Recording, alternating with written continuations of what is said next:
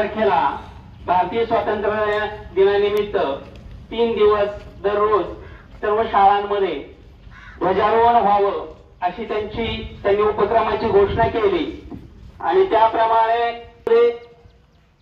ध्वजारोहण होत आहे।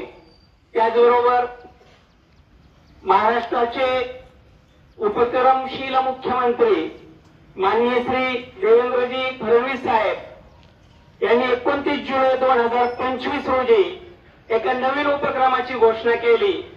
तर 15 ऑगस्ट 2025 रोजी संत श्रेष्ठ ज्ञानेश्वर माऊलींची 750वी जयंती आहे।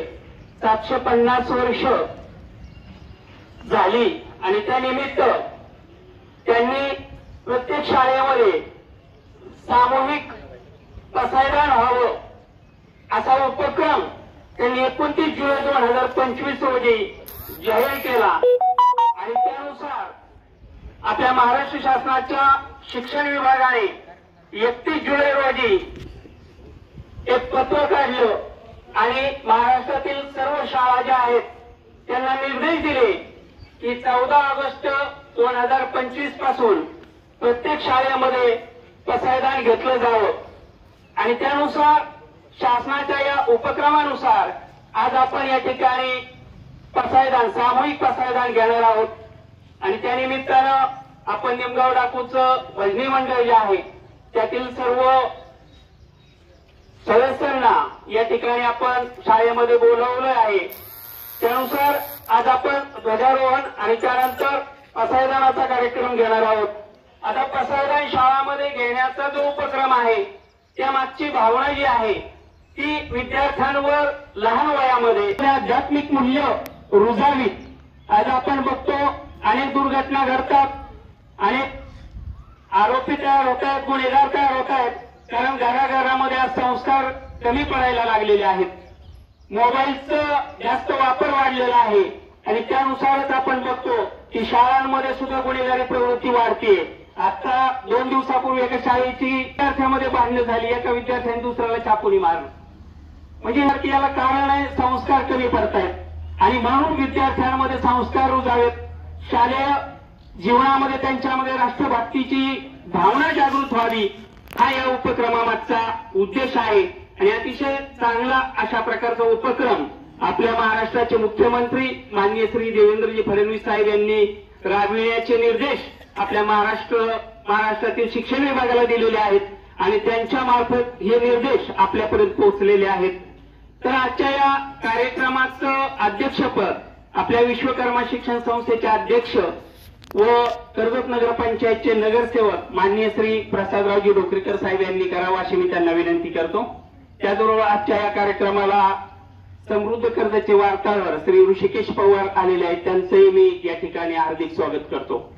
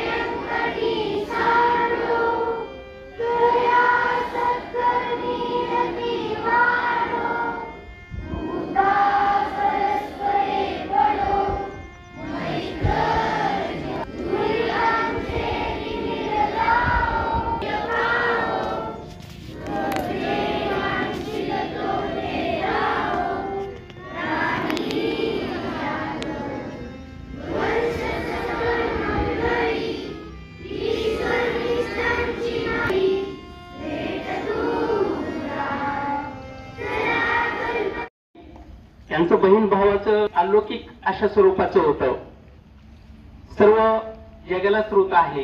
ज्ञानेश्वर महाराज त्या समोर बोलायला बाकी जेवढे त्यांचे समवयस्क संत होते किंवा त्यांच्यापेक्षा वयाने सुद्धा जे मोठे होते ते सुद्धा घाबरत होते.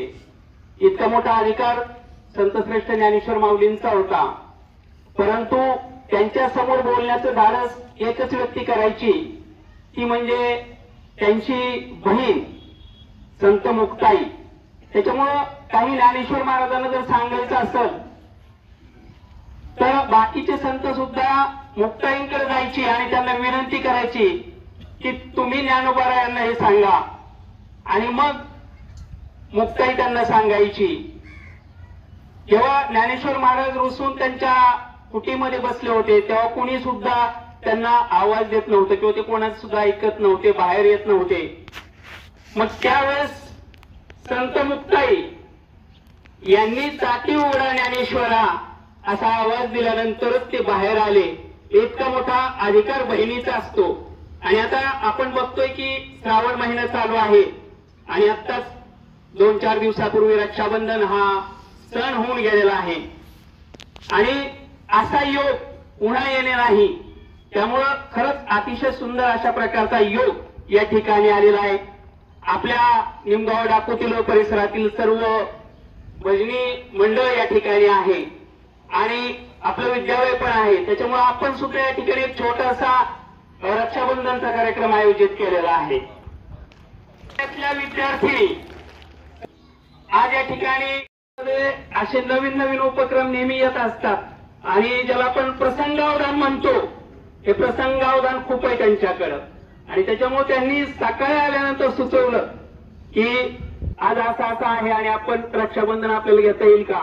आणि तेवढ्यामध्ये आपण लगेच तयारी केली आणि या ठिकाणी रक्षाबंधन सुद्धा आपण या ठिकाणी आयोजित केलेलं आहे. तर मी आपल्या विद्यालयाच्या ज्या विद्यार्थिनी आहेत त्यांना या ठिकाणी बोलवतोय. श्री सद्गुरू गोविंद महाराज भजनी मंडळ सर्व मेंबर्स, शिक्षक वृंद आणि वंदनाचा आम्हाला माहिती नसल्यामुळं मी यांना मेसेज टाकलेला नाही, त्यामुळे बऱ्याच लोकांची तारांबळ झाली आमच्या. दुसरा विषय असा, हा जो उपक्रम आहे स्तुत्य उपक्रम आणि हा 3 दिवसाचा उपक्रम असताना परवा दिवशी संत ज्ञानेश्वर महाराज यांचा जन्म जो आपेगावी झाला आहे नेवाशाच्या खाली, तर जन्मदिवस परवाच आहे आणि त्यानिमित्त हा 3 दिवसाचा उपक्रम जो शासनानं राबवला त्याबद्दल शासनाचं प्रथम धन्यवाद. तसेच यांनी फक्त 1 दिवसात पसायदान व्यवस्थित आणि सर्वत्र बसवलं त्याबद्दल त्यांचंही धन्यवाद. आणि मी आता काहीच सांगू शकत नाही, भजनी मंडळाचा निर्णय आहे तो. शासनाने जर धार्मिक उपक्रम राबवले, असे जर उपक्रम राबवित गेले तर मला वाटतं आपल्या शाळेत सुद्धा बरेचसे काही ज्ञानेश्वर मुक्ताई घडतील असं मला वाटतं.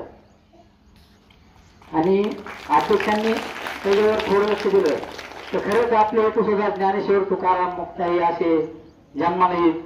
आणि ही सद्गुरू गोविंद महाराज चरणी प्रार्थना करतो आणि माझे 2 शब्द थांबवतो. डाकोजी महाराज माध्यमिक विद्यालय जो काही काल माननीय मुख्यमंत्री देवेंद्र फडणवीस साहेब यांनी राज्यातील सर्व शाळांना आदेश दिले की आपल्या सर्व शाळांमध्ये पसायदान व्हावं, त्याची अंमलबजावणी आपल्या डाकोजी महाराज माध्यमिक विद्यालयात त्वरित निर्णय घेण्यात आला आणि मुलींनी अतिशय उत्कृष्ट तयारी केली आणि पसायदान सादर केलं. आणि यामागं मुख्यमंत्र्यांची एकच भावना आहे की लहान मुलांमध्ये आध्यात्मिक क्षेत्राची वाढ व्हावी, आध्यात्मिक क्षेत्राकडे त्यांनी वाढावं. जे काही मोबाईलमुळं मुलींमध्ये बिघडण्याचे प्रमाण वाढले ते कमी व्हावे आणि मुलींना आध्यात्मिक क्षेत्राची वाढ व्हावी. त्यामुळं महाराष्ट्राने हा निर्णय घेतला आणि त्याची तात्काळ अंमलबजावणी आमच्या शाळेचे शिक्षक श्री साधने सर सर्व मुलींनी सर्व तयारी करून पसायदान सादर केलं. मी सर्व मुलींचे स्वागत करतो आणि मुलींनी आज तात्काळ अध्यक्ष येत आहेत म्हणल्यानंतर रक्षाबंधनचा कार्यक्रम केला. सर्व मुलींना रक्षाबंधनची शुभेच्छा देतो. धन्यवाद. आज आमच्या डाकोजी महाराज माध्यमिक विद्यालयामध्ये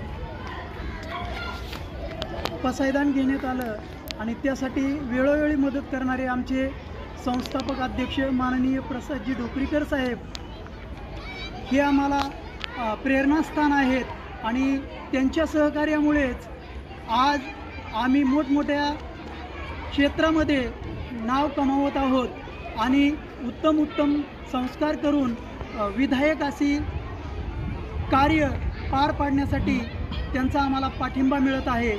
त्याबद्दल आम्ही त्यांचं ऋण व्यक्त करतो. धन्यवाद.